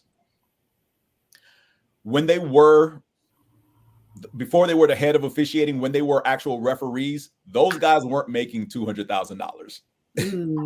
They were making part-time money. They were making closer to $500,000 or maybe even $1 million. Wait, what? Girl, why they didn't teach us this in school? Right, I'm sitting there getting a damn engineering degree. I could be standing around a bunch of buff ass dudes that stay the same age as I get older, having time on my fucking life. Mr. and Mrs. Wrong calls. Right. Flag on the plate. Right. What kind of shit is this? I'd be multi-purpose. I'll do referee and massage. I got it all over here. Your shoulders hurt, baby. Come here. You know what? Marshawn, come here. See, and this, yeah. See, this. Sorry. Did I get paid to do that? Oh my gosh! See, because of that, you would never referee a game in which Marshawn Lynch was playing for that. See, that's just hater talk. Why you no, be that way?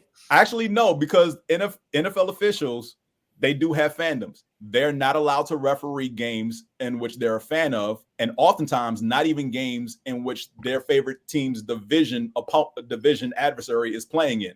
So again, it'd be like Furious. Because I grew up in Texas, there's a pretty good chance I'm a fan of either the Cowboys or the Texans. So if I was a referee, I wouldn't be able to referee their games. No. Their games, Washington, Philadelphia, Tennessee, Indianapolis, like all the teams in the division. Play. Yeah, you wouldn't be able to referee them.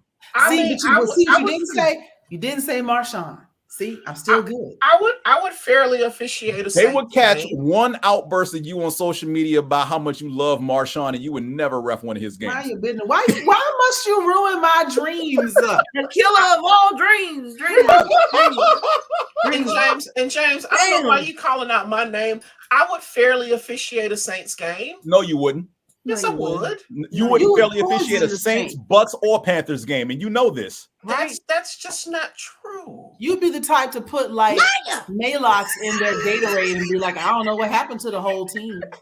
I would not put Maylocks in the Gatorade. I would give somebody else access to it so that I could legitimately say, Your Honor, I didn't do it. Now we didn't go on the court.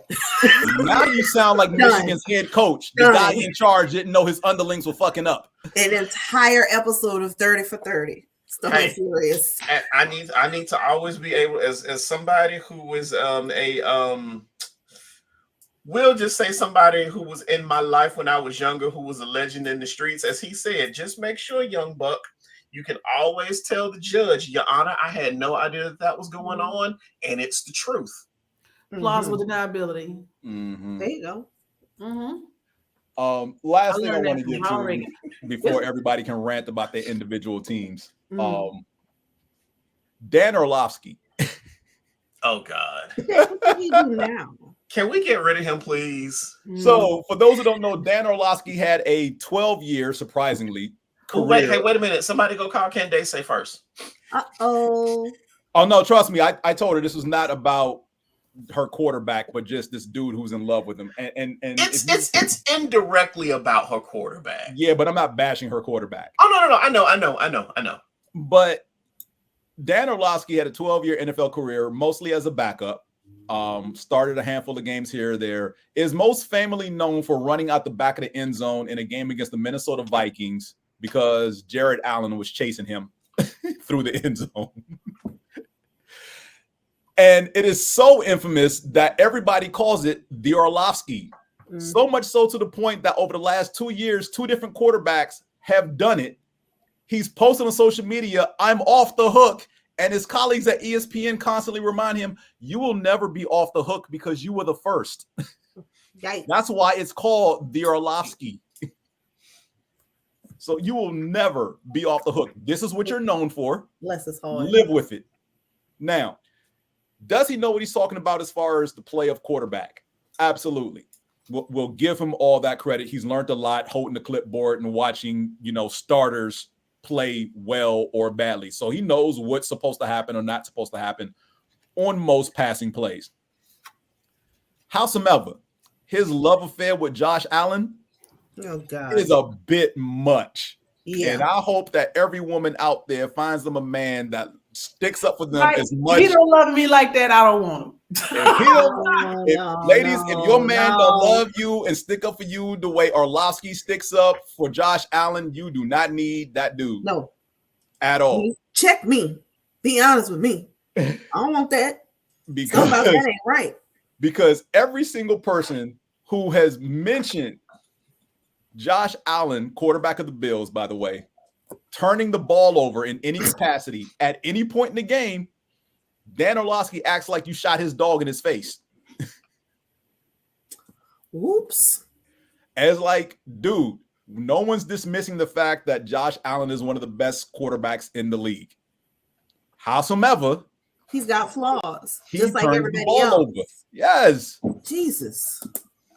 But Dan is also quick to point out when Joe Burrow or Lamar Jackson or Jalen Hurts plays badly. The only quarterback he doesn't talk negatively about is Patrick Mahomes. But every other quarterback in the league, if they play badly, he's quick to point it out. You can't do this. You can't make that read. You can't throw that pass. When it comes to Josh Allen, you guys are being ultra critical of Josh Allen. He was the best quarterback. It's giving Madden. Remember how Madden used to be in love with Brett Favre? Yes. Oh God. But even Madden wasn't this bad. Madden was in love with Brett Favre. Yeah, but he was never. He would be critical of Brett Favre when Brett Favre fucked up. I mean, Brett Favre is the all-time leader in interceptions. So yeah. Oh wait, all-time leader in interceptions. Wow, yes. I didn't know that. Yes, he is. He is the all-time leader in interceptions. So yeah, when Favre threw interceptions, Madden be like, "Yeah, you can't throw this pass. This is just bad. That's bad offense. You can't do that." Dan Orlovsky with Josh Allen, what interception? He threw an interception? He fumbled? I don't remember that happening. Come on, man. He fumbled. You shut your mouth. He never fumbled. I don't know where I heard that recently, but that has been stuck in my mind for weeks now. You shut your whore mouth. I don't know where I heard that. What? But I keep saying that to people. I have said that many a times in game chat. Ma'am. Probably. Stop that. I'm going to stop. I'm going to quit. Oh, God. So, as we mentioned earlier with the NBA and why no one's paying attention to it is because it's December and teams are fighting for playoff spots. And I'm going to talk shit about my team first before I let two other panel members talk about how neither of their teams wants to win their division. Can I just cash out? No. I don't know. You signed up. This is what you signed up for. Look, I'm going to sit over here on the bench with the Texans. We just over here chilling. The Texans might mess around and win a division if they can keep their quarterback upright. Because they only a game last week. The Texans are only one game behind the Jaguars. Mm-hmm. They can win it. So don't give me false hope. Do you know how many times I've had my heart broke? Join all of these clubs. Oh my God, I'm about to say. Welcome. Over the last 2 weeks, my Philadelphia Eagles have had their brains beat in by the San Francisco 49ers, which I say hum, and the Dallas Cowboys, which I mean, I'm gonna let them have this for the next. How did I miss that the Cowboys beat the Jets? What was I doing? I probably was in Kentucky when that happened. But the Cowboys, I would have called you and laughed at you for an hour and a half. I'm surprised you didn't just hear about that in general. I mean, I curse my team 5 ways to Sunday. I don't know how you win a game when your quarterback and your two best receivers are fumbling the football. There's no innovation on offense. There's no commitment to running the football with arguably one of the better running backs in the league. And yet, like they here we are, outscored by a combined total like 75-36 over the last 2 weeks. So are we still in shape to make the playoffs? Yes. If we win all 4 games, we win a division. Cool. Possibly the number 1 seed if Frisco loses a game. The funny part is, as happy as Dallas is, they control nothing right now. They literally control nothing. They controlled y'all ass when they beat you. They did. Oh, no. They most certainly did. And I'm going to let them have their shot. Look, I'm going to let them have all the trash talk they want for a game in December. Because as Stephen A. always says, just wait. Some way, somehow, they will find a way to let you down. Here's the funny thing. God, I heard his voice. As you I were already know saying, the Cowboys gonna let me Jesus down. Christ. I'm not even a real fan. I just want to talk shit to you. And the I know. funny thing is, it doesn't work in reverse. You can't come back to me and be like, the Cowboys lost. I don't care. I don't even know who the quarterback is. I am not a sports fan. I don't even know how I made it on this panel. I am such a charlatan. You bring that up every quarter. I know. I We do. love you anyway. Just keep logging on and shut up.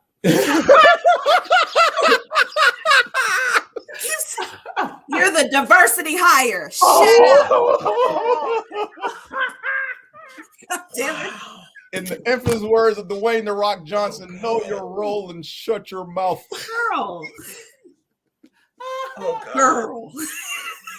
But yeah, Not if girl. my Eagles don't get it together, we're going to be at home after one playoff game. But these last 2 weeks have been a freaking nightmare of nightmares. Yes, I know most teams in the league wish they had 10 wins right now. I understand that. I am happy and still pissed off. I can be both. Well, no, you have I'd every like to right be above 500 right now.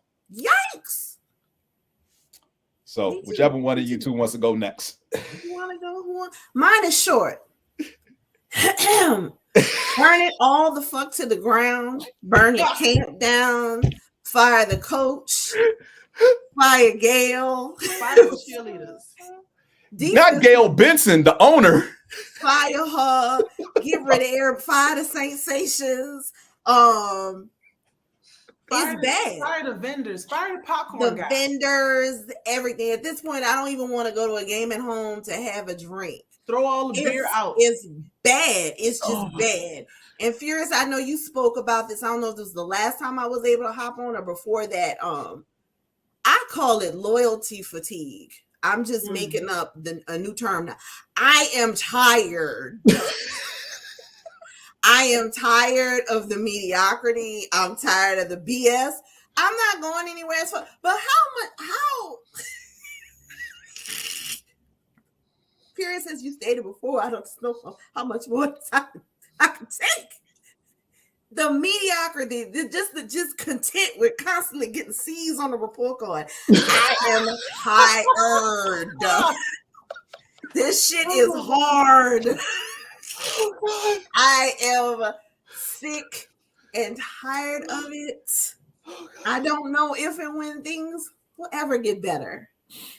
I'm here just because I love sports. I love my Saints, but my God, this is like a one-night stand that then turned into a couple of years. Oh God.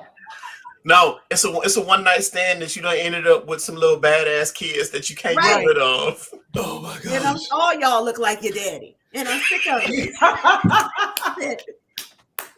Oh my God.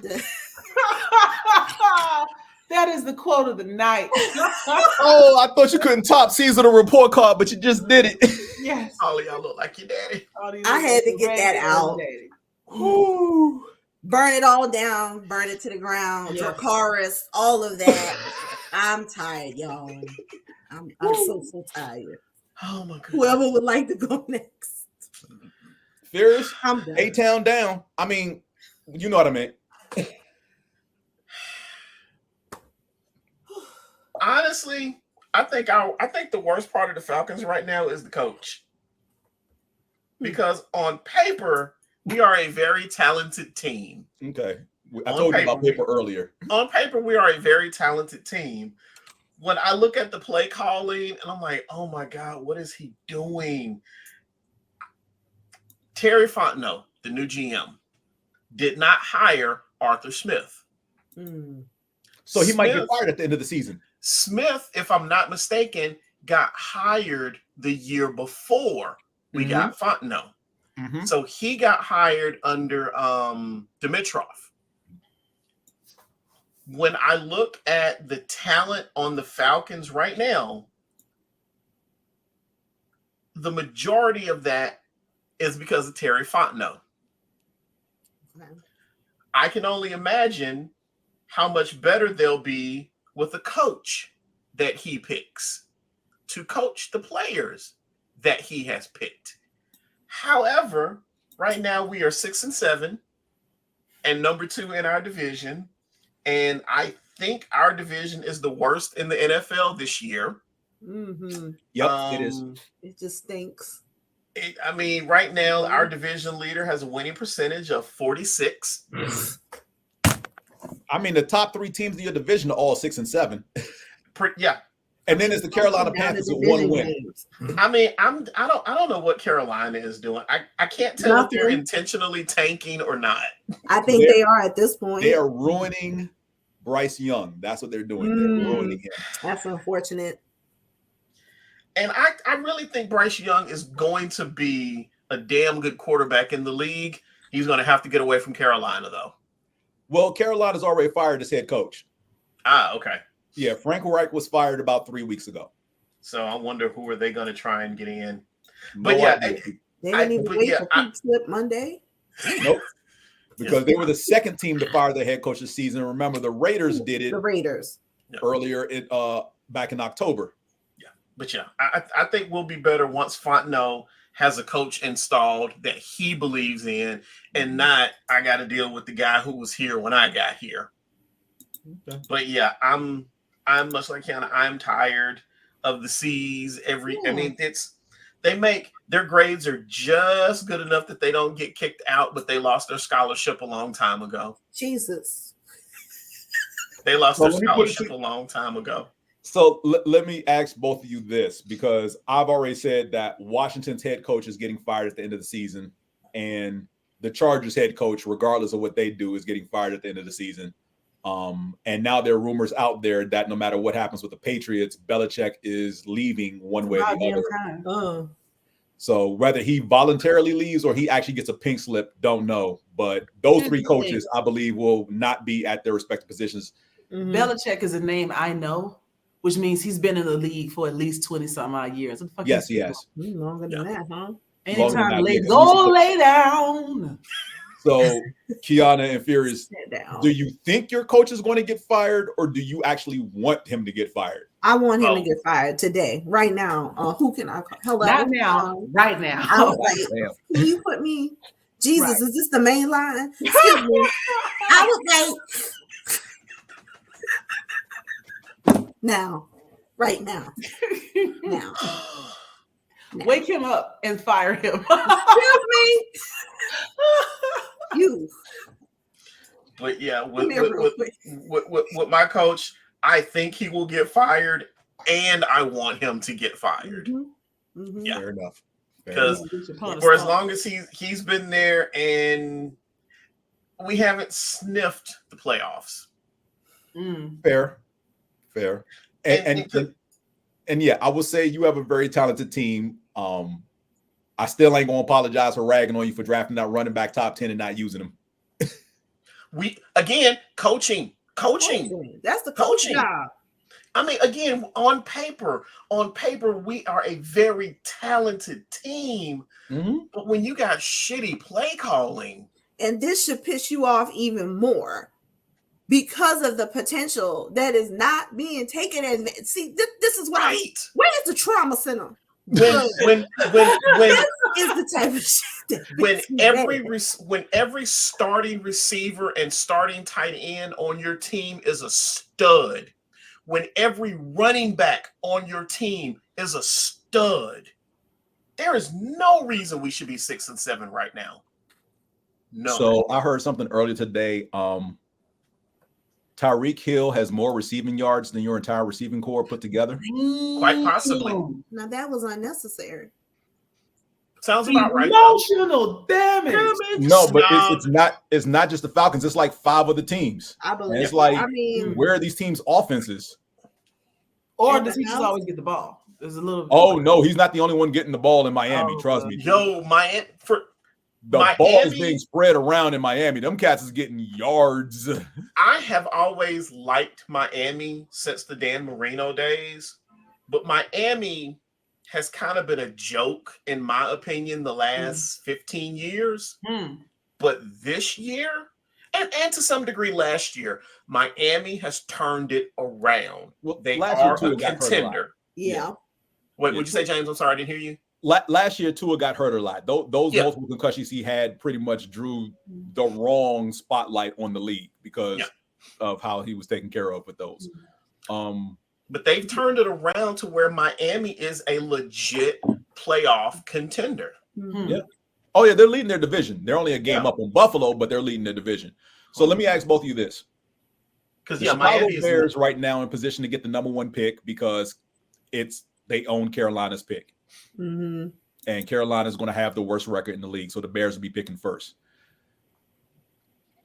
The talking heads out there are discussing whether or not the Bears should keep Justin Fields or trade him to draft a top quarterback coming out of college. If they were to trade Justin Fields, would either of you want him on your team? He needs to be playing for this team right here. Wait, where is it? I mean, why would I say no at this point? Like when it's desperation central, and I mean, I've seen him play. I'm not saying he's bad. But I mean, goddamn. Like at this point. The thing that cracks me up about this is I remember when this scenario first came up earlier this season, to which I said, Justin Fields is who I wanted the Falcons to draft that year anyway. But if I'm not mistaken, Justin Fields was drafted the same year as Kyle Pitts. Yeah. So we could potentially end up with who I wanted for quarterback and one of the best tight ends in the league. So yeah, I would wholeheartedly get behind them trying to go after Justin Fields if he's on the market. Now, that doesn't mean I no longer believe in Ritter, because I do believe in Ritter, but Ritter is this is his first complete season playing.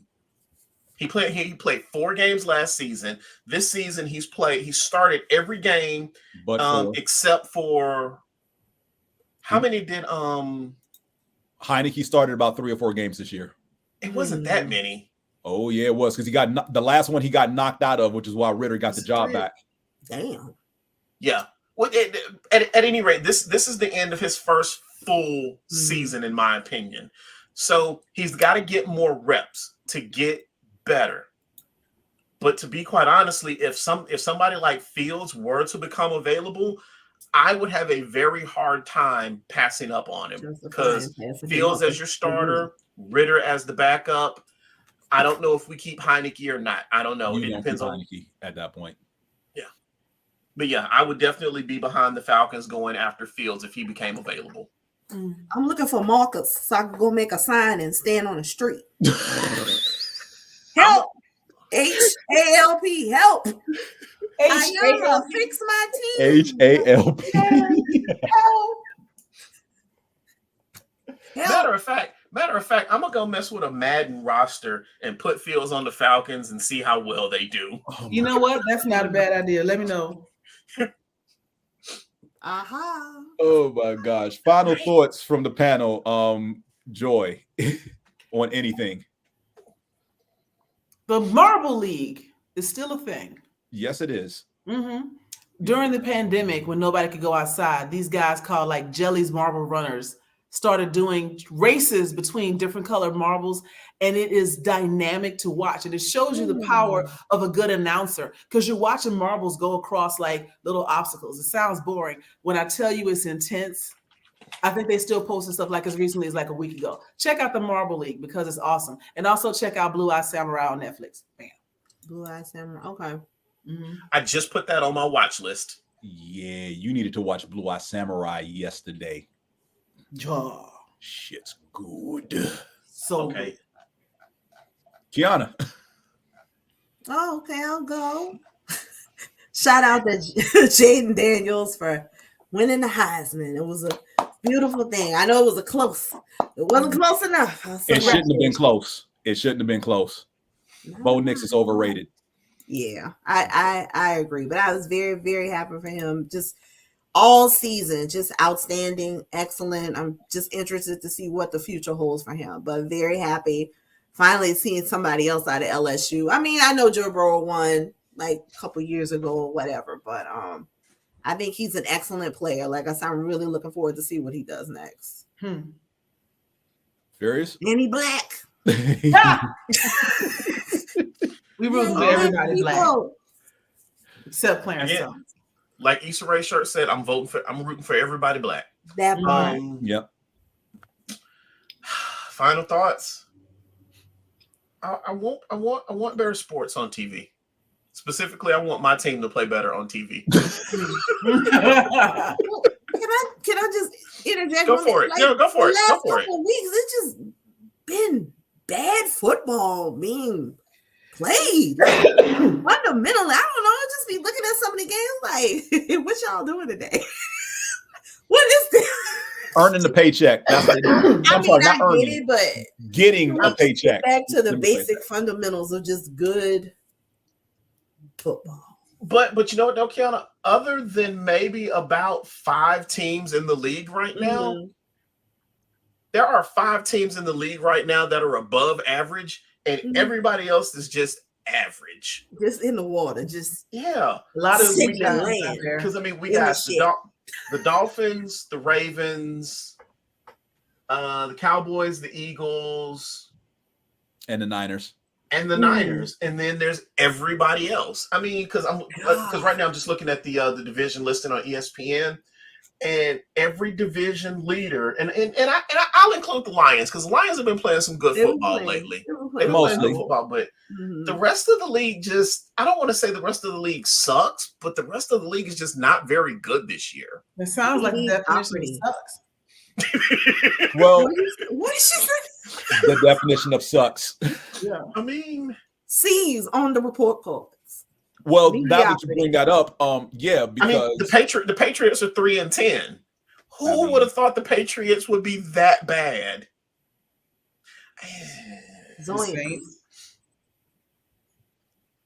Huh?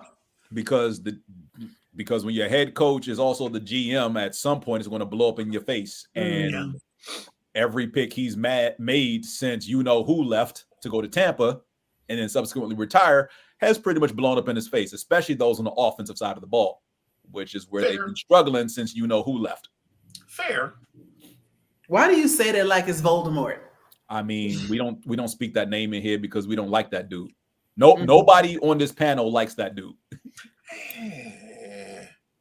So I've got enough of a reason not to like him, but I can't even blame that on him.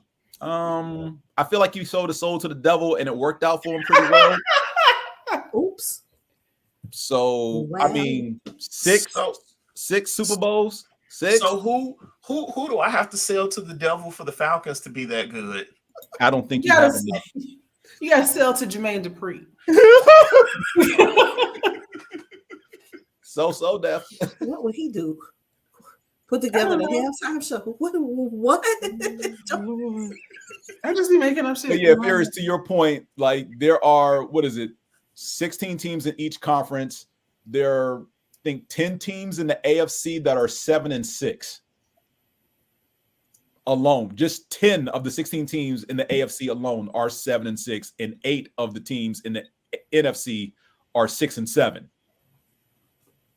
And they're all legitimately available for the playoffs. So this is not been a good year. The last 4 weeks are going to be wild. And if you're a fan of a team that is 6-7 or better, buckle up because it's going to be a bumpy ride. Yeah.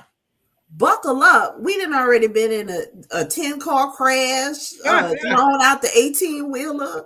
But listen, Qiana, have y'all run head first into an oncoming train yet? It'll probably be coming soon. Okay, then. So you got something to look forward to. Boy. What kind of sociopathic shit? I mean, look, you already in misery. Kill all dreams is back. Look, you done already painted a bad picture of how things are going for your team. I'm just trying to help I didn't paint it, honey. It is in the museum, and the exhibit is going on. It's a fucking circus. Hey, it is what it is at this point. I'm just saying, like next time, just have no matter what happens with your team, the next time we meet, because the playoffs will probably be getting underway, your background should just be a dumpster fire. Oh no, I'm too cute for all that to be going on. I'm not dealing with them. That's their business. You want to fuck up? That's your business. You don't represent us as a couple. That's just right. You don't represent us as a couple. I don't have plus one. Oh gosh! And on that note, you want them to behave more like Michelle or Michelle Obama or Coretta Scott King. They out here. Oh Lord, stop. And that's where we're going to end this. So for Furious Joy, Qiana, thank you for tuning in this week with Geek Speak On Sports. We'll be back next month. Good night, everybody. Good night.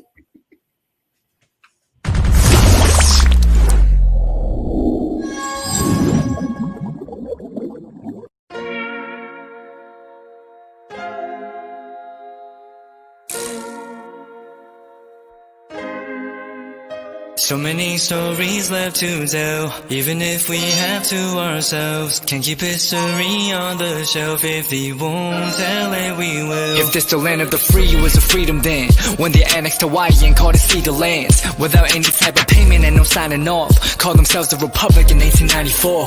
1.2 million acres overtaken from the native Hawaiians. When they resisted, the West retaliated in violence and erasure. The Hawaiian language is banned as part of colonialism's plan to expand, yeah. Stuck between a rock and a hard place. Multiple bombings of Kaho'olawe as a part of their ongoing war with Asia. Used it as a place for target practice.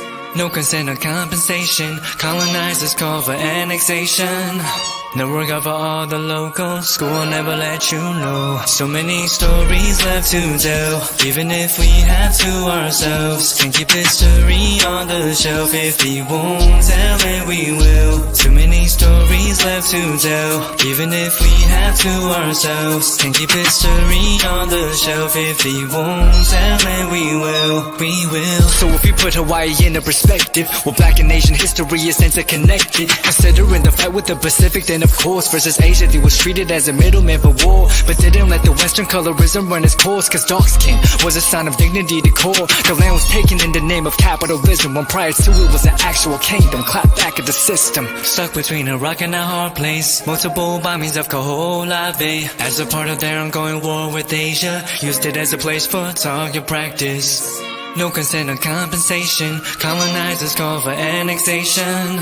No work out for all the locals. School will never let you know. So many stories left to tell, even if we have to ourselves. Can keep history on the shelf. If we won't tell it, we will. Too many stories left to tell, even if we have to ourselves. Can keep history on the shelf. If we won't tell it, we will. So many stories left to tell, even if we have to ourselves. Can keep history on the shelf. If we won't tell it, we will. Too many stories left to tell, even if we have to ourselves. Can keep history on the shelf. If we won't tell it, we will. We will.